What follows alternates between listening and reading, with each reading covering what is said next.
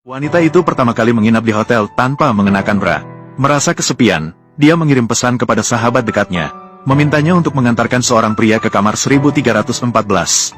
Namun, dalam keadaan mabuk, dia justru mengirim pesan itu kepada atasan langsungnya. Tak lama kemudian, atasan langsung yang sudah lama menyukainya segera bergegas datang tanpa henti. Jika tidak ada yang tidak terduga, pasti akan ada kejadian yang tidak terduga. Setelah kejadian itu, wanita itu sangat menyesal. Dia yang lajang seumur hidup selama 30 tahun, bahkan belum pernah memegang tangan pria. Tak disangka, dia malah tidur dengan bos besar yang sangat mencintainya. Kekayaan yang aneh ini bahkan lebih dramatis daripada alur cerita novel. Saat wanita itu tidak tahu bagaimana menghadapi presiden perusahaan selanjutnya, dokter di rumah sakit meneleponnya lagi tentang kondisi ibunya yang kritis.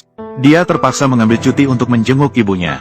Dia mengetahui bahwa biaya operasi dan perawatan selanjutnya sekitar 1 juta. Saat ini, kehidupan wanita itu seolah jatuh ke dalam jurang yang dalam. Dia hanyalah seorang karyawan kecil di tempat kerja. Kemana harus pergi untuk mengumpulkan 1 juta? Tanpa disadari, penyakit ibunya semua hanya berpura-pura. Sudah, jangan berpura-pura lagi. Bagaimana? Anak nakal itu. Sebenarnya bagaimana cara mengatakannya? Apalagi yang bisa dikatakan? Hanya bisa setuju bodoh saja. Tapi kali ini, kamu butuh 1 juta. Apakah ini akan membunuhnya? Dia tidak akan, tunggu saja. Bahkan jika dia harus menjual darah atau ginjalnya, dia tetap harus mengumpulkan 1 juta ini. Nanti, masih dengan aturan lama, akan memberimu 100.000. Uang yang telah ditabung sebelumnya. Setelah membayar biaya penyelamatan, hanya tersisa sedikit. King Huan, kamu kemana? Bukankah manajer Chen bilang berkumpul di ruang rapat jam 9? Dia sekarang mencarimu sampai gila. Jia, ibuku mengalami serangan jantung. Kamu membantuku, katakan pada manajer Chen. Saat sial, bahkan minum air dingin pun terasa menyakitkan. Kata-kata yang belum sempat diucapkan. Ponsel mati karena kehabisan baterai. Wanita bodoh itu langsung hancur. Saat tidak tahu harus berbuat apa, bos perusahaan muncul dengan lembut di sampingnya. Bos Fu, kenapa kamu datang? Saya datang mencarimu. Ada apa? Su King Huan, saya butuh pasangan untuk menikah. Saya sudah bilang, menikahlah denganku. Tadi malam saya mabuk. Hal-hal setelah itu, saya tidak ingat apa-apa. Bos Fu, kamu tidak perlu. Aku tahu.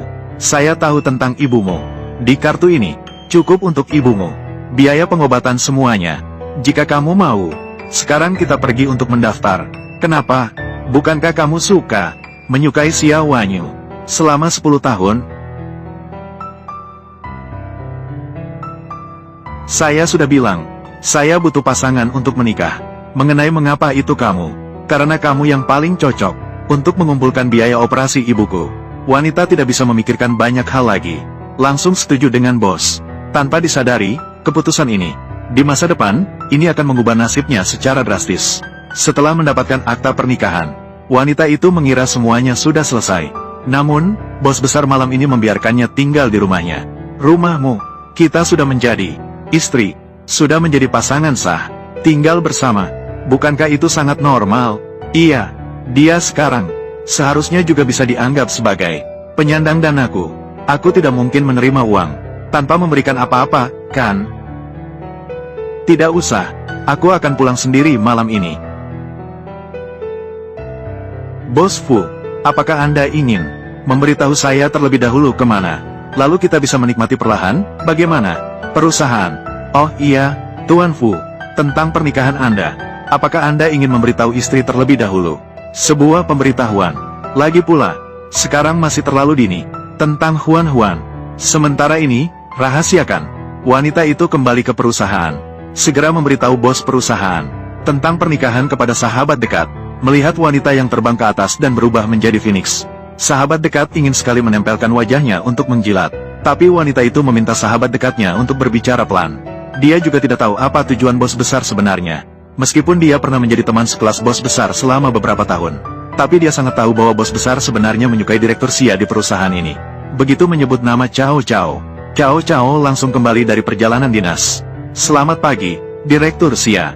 Selamat pagi, Direktur Xia. Ini adalah untuk kalian semua. Oleh-oleh khas yang saya bawa. Silakan dibagikan kepada semua. Direktur Xia memang. Dia cantik luar dan dalam. begitu sulit dalam perjalanan dinas. Masih membawa makanan enak untuk semua. Iya, bisa bekerja sama dengan Direktur Sia. Merupakan keberuntungan kita. Hanya